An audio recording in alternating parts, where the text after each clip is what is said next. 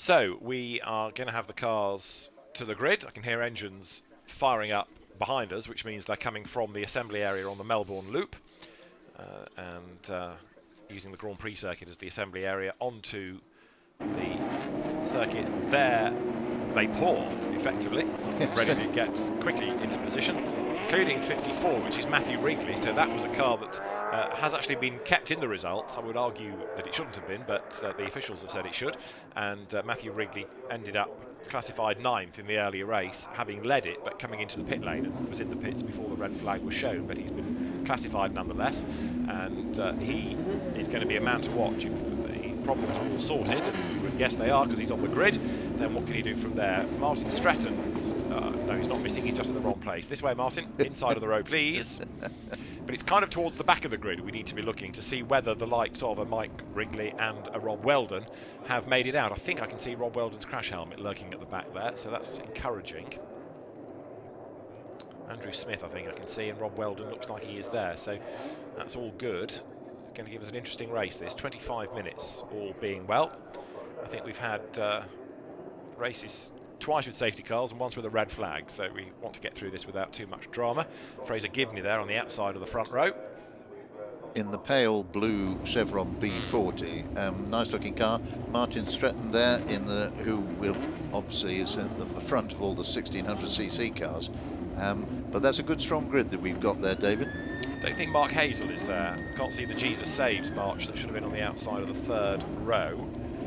So he does not look as though he is there. And he may have felt he's raced enough after he came out of the Williams FW08 in the Masters Formula 1 race. I think you're right. Might also be missing Mark Goodyear, question mark over him. But again, some of the cars might be just slightly out of position, so we'll need to see when they are released, which they will be any second because they accelerate away from the line now. Last opportunity to get some warm fitted tyres and brakes. There's a fine sight.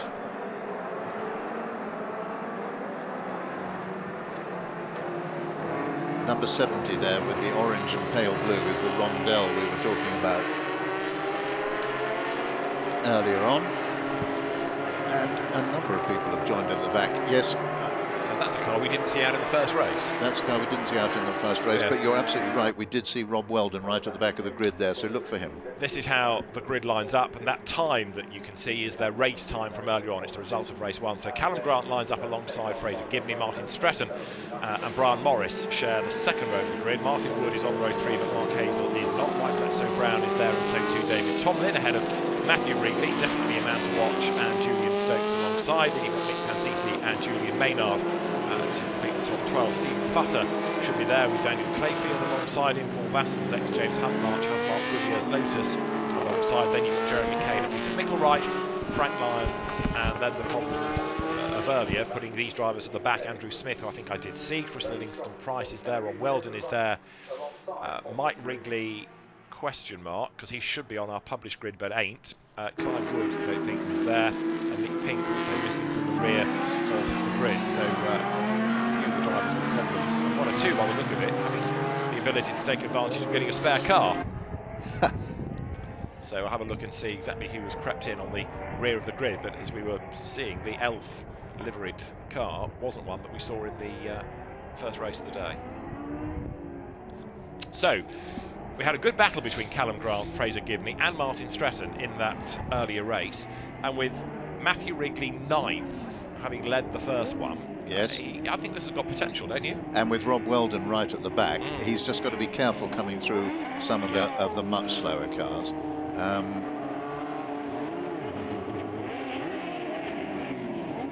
It's a fine grid, it really is a fine grid. Very enthusiastic, but there is Weldon, who dropped out from the lead last time around, and Frank Lyons is there, and as you say, there appears to be Patrick Depailler in an Alpine at the back of the grid. I'm trying to spot a number or a helmet and work out exactly who, but we'll try and get to the bottom of all of this in a moment as the grid starts to form. So Callum Grant, it is on pole position then. So as the drivers now look towards the lighting gantry, the final race of the day at this Masters historic race day is good to go. The drivers will get the indication in a moment. As soon as the last car's in place, the green flag is shown at the rear. Then you get the 5-second board. Drivers look towards the lighting gantry. There's the green flag. It'll take a while to get to that point, but everyone is certainly good to go.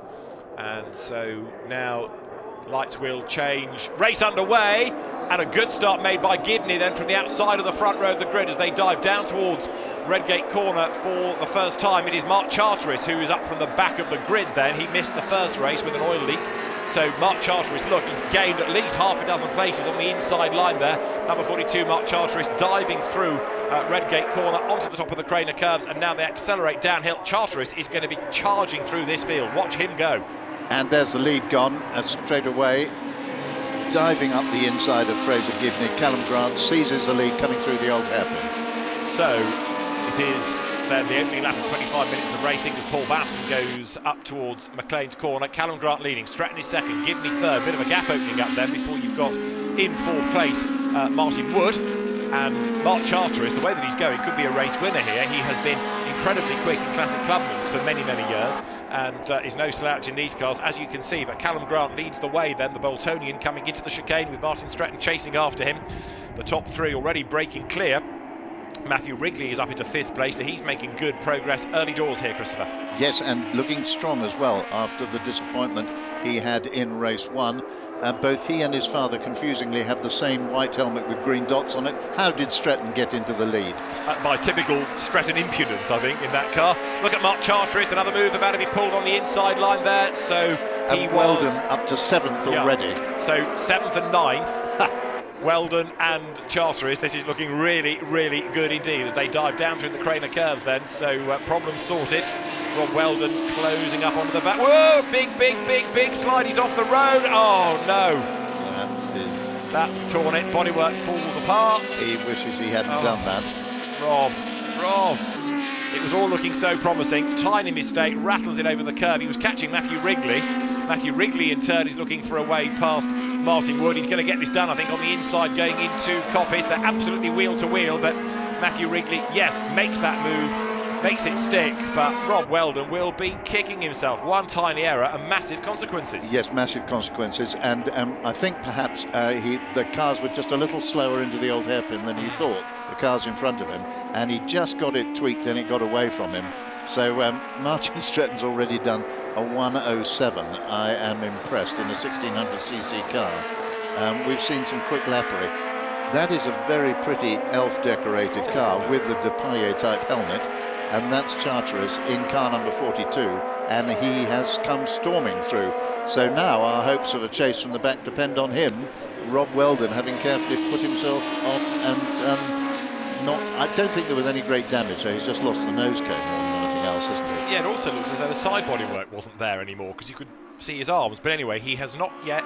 Yes, he has made it to the pit lane, just come in. So, just looked at the car down the pit lane. Side bodywork as well, or the top of the cockpit bodywork is gone. So, sad to say, a very cross Rob Weldon. There he is, in his lightweight special. He's in the pit lane. Yep, he will not be pleased with himself. That was an immaculately prepared car, and I'm sure the next time we see it, it will be immaculate again. Yes, that car has no nose. How does it smell? Yes, the old ones are the best. Out of the chicane, Stratton leading, Grant leading Gibney, 1, 2 and 3. Now, if these three can carry on squabbling, that might just help Mark Charteris, who is charging along behind. In fourth place, look, it's Matthew Wrigley. Fifth over the line is Martin Wood. Charteris seventh then as he comes over the line. He is 10 seconds off the lead. He's actually not lapping yet as quickly as the race leaders, but that's arguably because of traffic. Yes, and Julian Stokes in the Techno going very nicely in 9th place, and that's a rare car, and great to see it there, just there in the picture there, car number 81, and Techno always like to have the gold wheels a la Ferrari, very nice too. So as they come down through the Craner curves then, midfield battles aplenty. Martin Stratton was 4/10 of the second ahead last time, that is all. As the clock ticks on down. There's Julian Maynard, number 35, under attack there from Chris Livingston-Price, and the Techno goes through. That was a car, again, that had problems in race one, so it's good to see it going well here. Two Technos actually running line astern now. Chris Livingston-Price's one slightly earlier than Julian Stokes's, but classic cars, built by the Italian kart manufacturer, who really only took to building race cars in 66, 67 in Formula 3. Clay Regazzoni famously made his name in Technos, as did Joe Siffert as well. Now they're Mike Livingston-Price, Chris Livingston-Price, looking to outbrake Julian, but he's not going to get by there. It's the Padazzani brothers were behind Techno. Nose to tail over the line there they are then. Stokes versus Livingston-Price. Chris lines up for a go on the inside, but Julian Stokes, Techno just fends off the similar car. You've got then Julian Maynard not that far behind either, running in 12th spot. The lead gap is 0.6 of a second, but again, the beauty of this and the simplicity of early days Formula 2 cars, everyone has somebody to battle against, and Chris Livingston-Price does go through on the inside at the old hairpin. Great stuff. Livingston-Price, now pretty much retired and living down in Somerset, also a great big sports car racer, and frequently to be seen in Lola T70s and the like, which for a man of 6'5" is a rather better fit perhaps than a Techno Formula 2 car. But he looks very comfortable in that and going nicely.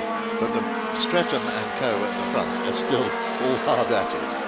Now, the fastest lap of the race has been done by Andrew Smith, who was another driver to hit problems in race 1. He is not doing as well, well, he wasn't doing as well as Mark Charteris, but he's just got ahead of him.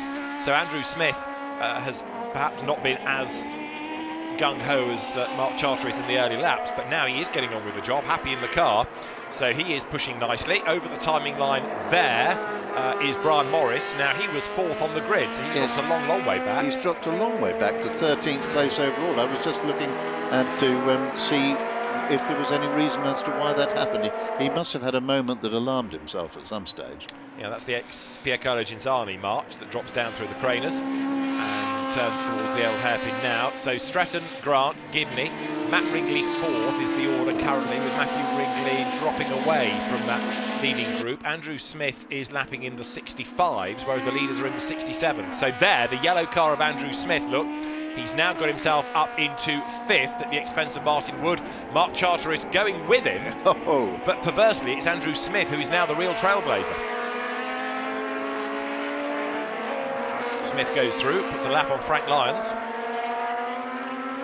So Frank Lyons not having a happy afternoon. The HSCC from chairman in the very nice blue and yellow factory colours of the 1970 Brabham machine, like they were in Formula 1. But that car is not run well for him, and they're right at the back of the field, 21st place.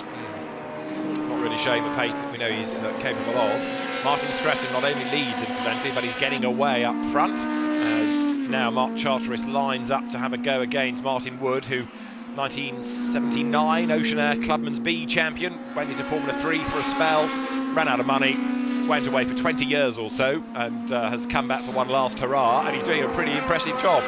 Returned to racing at the back end of last season, and here he is, keeping Mark Charteris, another Clubman's hero, but of a rather more recent time, behind him. And then next in the queue is number 70, that being David and Tomlin. Charteris has gone for the outbreak into Roberts. Through he goes. But interesting, isn't it, the way that he was mega to start with, and yet Andrew Smith is now the more mega. You know, he's caught him back up, passed him and pulled away, and Mark Charteris has rather plateaued now. His lap times aren't that good. Lapping in the 69s, whereas Andrew Smith at 65 last time. Andrew Smith in the yellow car, the March 74 Formula 2 car, had that rather strange body shape, didn't it? Yeah. Before they went all blunt nose. And Sturbel, the brand name on the front nose of the car, took some Italian to Formula 1, and I'm trying to remember who it was. They're getting a little bit hairy there. And that was Maynard having a go on the inside, wasn't it, against Julian Stokes. Julian fending him off as they come down through the Craners. Right, we've got 10 minutes done, and it is Stratton, Grant, Gibney, covered by 3.3 seconds. Fastest lap still Andrew Smith. He's still lapping quicker than the leaders, so Smith was something like 10 seconds back. Clock resets as Stratton breaks the beam, and Andrew Smith goes through 7.4 seconds back. This is on. Andrew Smith in 5th place is on with the time left for a win. Yeah, I think you're right. He is charging too. Who's up next? Matt Wrigley, the son of Mike Wrigley, who is no longer with us. Yes. No, because he retired from the first one. He didn't come out again. No. These three have been having a proper go. This is all going to get exciting. And Maynard makes the move, and he goes back ahead of Stokes, or secures the place ahead of Julian Stokes. And not that far behind them, look, is Nick Pansisi as well, as they come over the timing line there. So down into Redgate they dive, 15 minutes on the clock. Nick Pansisi on the outside, trying to make the move again, one of the earlier cars, but Maynard getting away up front there. Right, this is Andrew Smith on Matthew Wrigley. Yes. This is for 4th place. Gap on the inside. Job done. Yep. No messing. No messing. So that takes him up to 4th and allows him now to, well, we'll just let everyone cross the line. We can see it a little bit more clearly now. Yep, he's got that down from 7.5 seconds to 7.1 seconds. So he's gaining on the leaders, is what we're saying. Yeah, so Stratton, Grant, and now Smith. What has happened to Fraser Gibney? He has gone missing somewhere. So not only has Smith got past Wrigley, but they've both benefited from the demise of the chevron. So it's not shown as being in the pit lane, so somewhere there is a stationary chevron, and that means that Andrew Smith is up into 3rd place, and he's 6.7 seconds back on Martin Stratton, and he's lapping quicker, and there he is. But keep your eyes peeled. Oh, Fraser Gibney has just arrived in the pit lane, as I say that. So Pottering slowly in. Yeah. So a mechanical, and we don't know why. Right. Disappointing. Disappointing. Had a 2nd place early on in the day, but Andrew Smith right now is the real charger, isn't he? Comes over the crest down towards Roberts, the chicane, brakes, sets the car up, flicks it right, flicks it left. The man from Leamington Spa, little twitch as he gets on the pad. There are the leaders, look, absolutely nose to tail, and Callum Grant trying to dive bomb both Stratton and the traffic in one move. That was all a bit courageous, but Martin fends him off, and these two need to be careful, because if they're not observant enough, before they know it, Andrew Smith's going to be right there with them. And you know, I'm sure that the pit wall is trying to tell him what's going on. Just say again, no ship to shore. That's not the game at all. And so Stratton may not be aware of the fact there is someone who is lapping, well, really quite a bit quicker than them. I mean, a good half a second each lap, isn't it? What's Smith now? Yeah, I mean, Martin's last lap was 107, and Smith's last lap was 105. Absolutely. So Andrew is pushing. There is Martin Stratton. I mean, even to be leading, even if he doesn't win the race, to be leading in a 1.6 litre car against the 2 litres and more recent 2 litre cars is a testament to Martin's ability. He's a racer, he's a preparer, he's a big enthusiast, and closing right up onto the tail of Frank Lyons there. He can't afford to be delayed, and he is being badly delayed. Wrong place, wrong time. Nothing sinister about it as Julian Stokes loses it at Redgate. That's going to be a yellow flag zone, and that's something else the race leaders are now closing in upon. So Julian Stokes is going to try to rejoin, but the leader is descending upon Redgate corner. It is now the leading 3 together, because Smith was right on the back of Grant when they went across the line. So here they come down through the Craner curves, and there they are, look, 3 in a line. Smith has dropped back a bit in the traffic, but Frank Lyons had the concertina effect, and now with half the race done, 12 minutes to go, Stratton, another back marker ahead of him. He's under huge pressure. Yes, and a back marker with a car quicker in the straight line, but now he's got past him, and now the pressure is really there with him. He's just half a car's length behind. So it is Callum Grant doing the chasing then as they head into Coppice, but Andrew Smith now is going to try to make a move on Grant. Grant's trying to make the move on Stratton. So suddenly Callum has to go defensive, but he can't do it because Andrew Smith's car is like a rocket, and he's up the inside and he's got 2nd place. Is he going to think about diving for the race lead? He may have thought about it, but he was not on. But Smith's pace is just out of this world at the moment. He's going to win the race, surely, barring a disaster, because he's on the tail of Stratton. He's got 11 minutes to go, and here it comes, the move for the race lead. There's a gap on the inside, but Martin doesn't give up without a fight. Yeah, that was the last of the late breakers again, wasn't it? It was indeed. And Andrew Smith probably thought to himself exactly as you'd said it, Dave. He probably heard you. Hold on, I've got 11 minutes left. You know, I don't need to be doing it just here and now. So through the old hairpin they come, but Andrew Smith is throwing everything at this. Again, fair play to Martin Stratton for what he's done thus far, but it's all looking a bit inevitable now. Mark Charteris, incidentally, is still stuck down in 5th place, so the early race pace doesn't seem to have been able to be replicated, and he's still lapping in the 69s as Andrew Smith thinks about where he's going to make the move on Stratton, and it should probably start now and to be finished at the chicane. Let's see. Nose to tail. Smith darts to the outside line, and Martin this time has nothing left in the tank, does he? That's just pure horses. Yeah, that's horses, and also it was the right line, because he knew that if he tried on the inside, Martin would have defended, and of course it slightly thrown him and allowed him. Now he's just got to keep Grant at bay. Just he's managed it. Yeah, good effort that by Stratton, but Callum Grant spent the first 15 minutes looking for a way pass. He got another 10 to try and go through, whereas Andrew Smith has done it. You know, he caught, passed, got away, but Callum Grant just can't do it. I mean, the pace of Smith's car is extraordinary, isn't it? It really is, and yeah, he's not done a faster lap now. His last one was 1:06, but I mean, he has been as much as 2 seconds quicker than the people he was chasing down, and he's got there. Absolutely, and Grant, rather frustratingly to say the least, has spent. Oh no, that is Maynard off the road. Yeah. Julian Maynard off the road. Callum Grant has spent the entire race looking at the back of Stratton, can't find a way through. Smith catches, passes, and pulls away. But look at the gap that he's built. That is a very, very impressive drive. That is. Yes.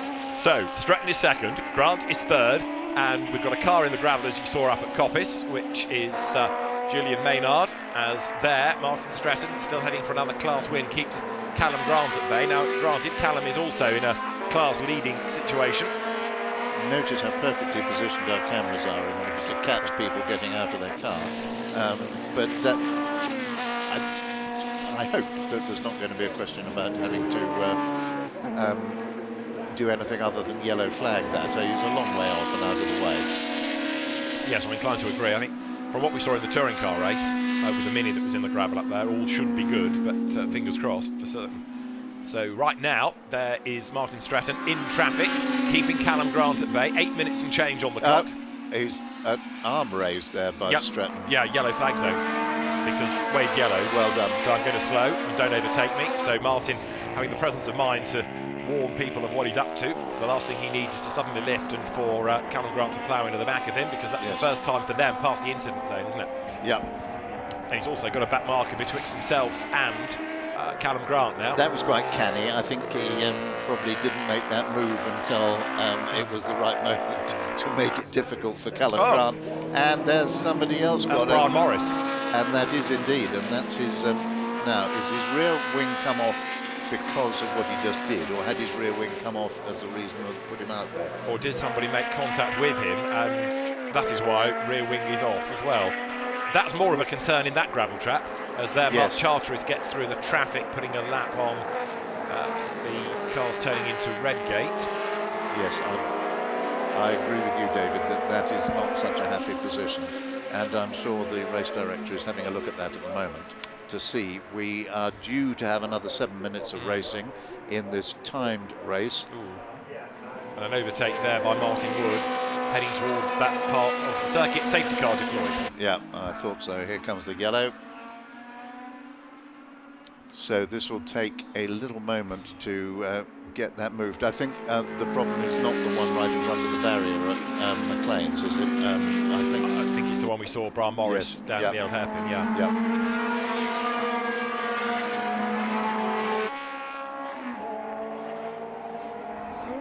Yeah. Now you can see the flags, everybody. Yeah, and the boards are there. So the marshals orchestrating this on command of race control. And there is the safety car ready to blast out onto the circuit and pick up Andrew Smith. So his big lead will disappear. I'm not necessarily convinced that's going to give Martin Stratton a chance to challenge on the restart, but they will certainly bunch up. Right, the safety car has not yet left the pit lane, letting the traffic go. But it needs to get moving, because Andrew Smith will be on his way. Now the safety car is deployed.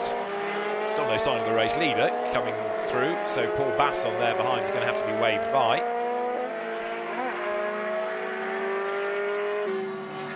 And there is the race leader, who has done the right thing. He's slowed right down for the safety car, but therefore it's going to be a long wait for the safety car before it can pick up the race leader.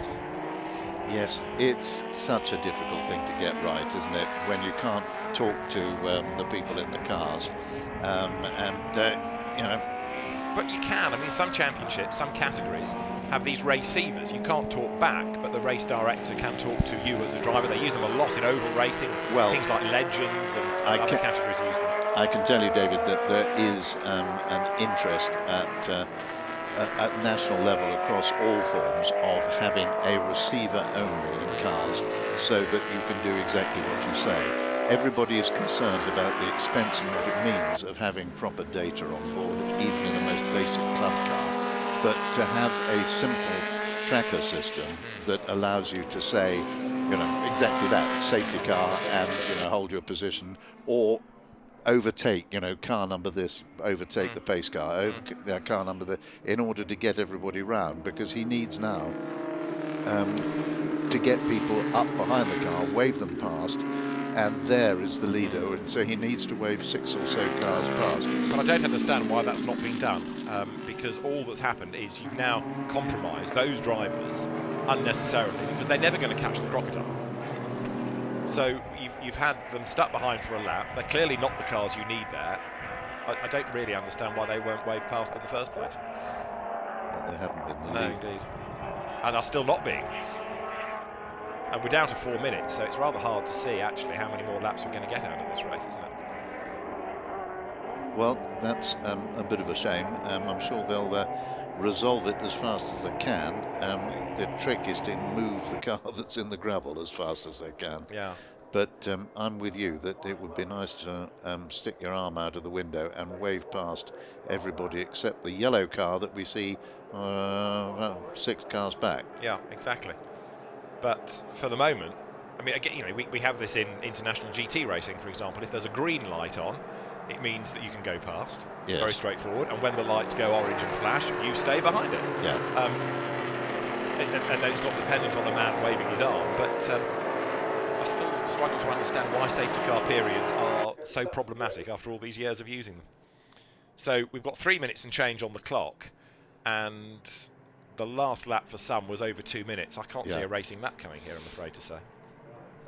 And even if we do, I mean, those 4 cars, 5 cars, are still going to be at safety car pace when the leader is released, and it becomes even more dangerous, surely. So Andrew Smith is effectively the race winner, because even if Martin Stratton were to have any opportunity on the run to the line, there's a back marker between them anyway. So Andrew Smith has as good as done this. Shame that that's how it seems to be ending. It's been an impressive drive by Andrew Smith, hasn't it? Absolutely right. I mean, come charging through, yes. Finally, there's some arm waving going on. Sorry to interrupt you, but now the instruction has been given to let the cars go.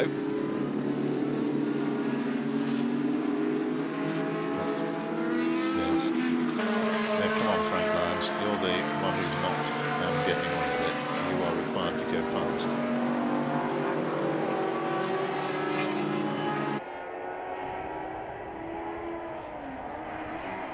Come on, Frank.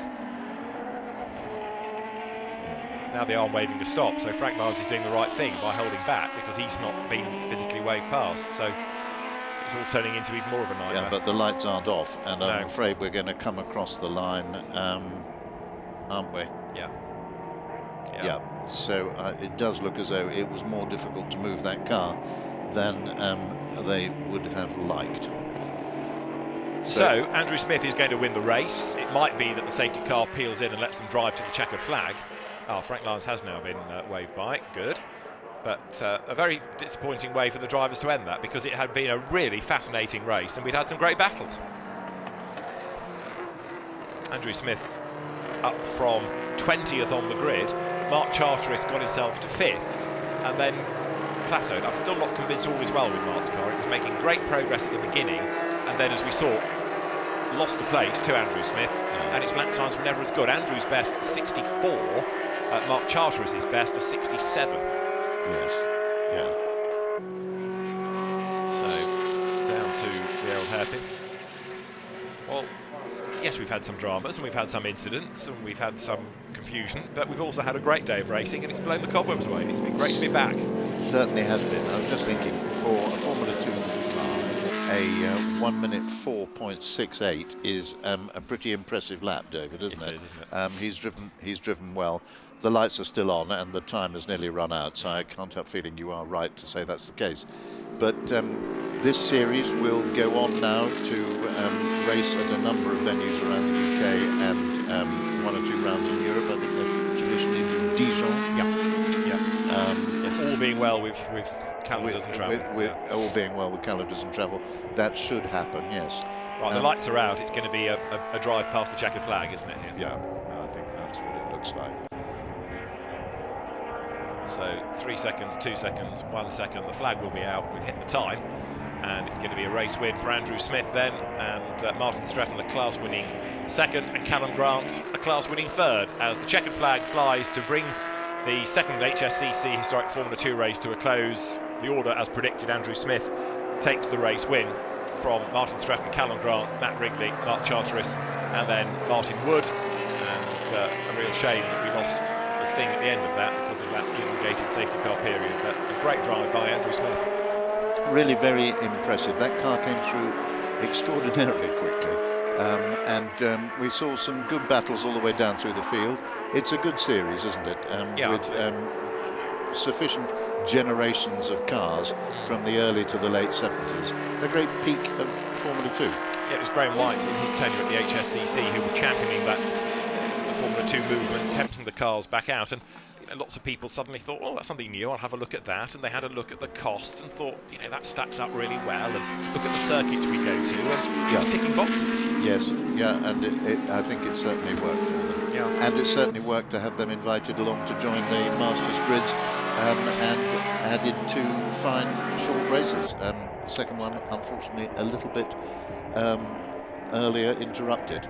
The two technos are still enjoying themselves. I'm not quite sure what they think is happening there, but they appear to be hard at it. Well, Andrew Smith has done a very impressive job indeed to score race honours then, as the March 742 comes through. The technos want another lap. They've just gone storming past. Everyone's just... have they? I hope. Well, the technos have certainly gone through for another lap. Flag is still being waved for those that were concentrating. However, Andrew Smith took the race win. Martin Stretton second place, so again one better than race one, and Callum Grant finishing in third as the cars make their way down the pit lane. So fair play, Andrew Smith. Very good drive indeed. Mark Charteris, his car we've been talking about, and it's a beautiful elf colour scheme, coming home in fifth place. Right, let's look at the results then of our second historic Formula 2 race. Andrew Smith, the race winner from Martin Stretton and Callum Grant. Matt Wrigley survives this time to be fourth. Mark Charteris fifth. Martin Wood behind him. Then David Tomlin fending off the chevron of Mike Bledsoe-Brown. Chris Lillingston Price comes out on top in the techno fight, with Nick Pencisi's March behind him in 10th place. 11th to Julian Stokes in his techno after a spin ahead of Stephen Futter's early Ralt. Daniel Clayfield in 13th ahead of Paul Basson and then Mark Goodyear. Peter Micklewright's March fended off Jeremy Kane with Frank Lyons the last finisher. We had Brian Morris in the gravel at the Old Hairpin and Julian Maynard in the gravel up at Coppice. Yes, indeed. And that completes the Formula 2 field. Poor Fraser Gibney and Rob Weldon having both had rather up and down sorts of days, really. Absolutely right. Rob Weldon, I think, will go away very short-changed after showing great speed, but it's not been his day at all. But we've had a good race from Andrew Smith, a good earlier race won by Callum Grant. Touring car success, as we were talking about earlier on, to Ben Clucas and Marcus Jewell. Another win for Mike Cantillon in Formula 1. And a great drive by Steve Tandy to win in Masters Endurance Legends. It has been, Christopher, a cracking day's racing. David, it certainly has, and it's been wonderful to see a large number of cars that are very rarely seen out on UK racetracks, and I think Masters have put on a successful weekend, and MSVR in race control done a nice job. We have had... Hooray, we're back racing again. And that's the thing that matters so much. And I know that Ron Maiden particularly wanted to make sure that it was understood that Motorsport UK, who have lobbied so hard to the Department of Culture, Media and Sport to allow this this event to happen, never mind get all motor racing back going again. And we're back out racing. So not much more to look forward to. Yes, there certainly is. A whole series of races throughout this year with the Masters Series. It has been a great day of racing, that is for sure. And finally, motor racing in the UK in 2021 is back on track. We hope you've enjoyed the coverage from Donington, courtesy of Masters Historic Racing and Race TV. From Christopher Tate and David Addison, it's goodbye for now. And we'll leave you with a look back at some of the best bits of today's racing.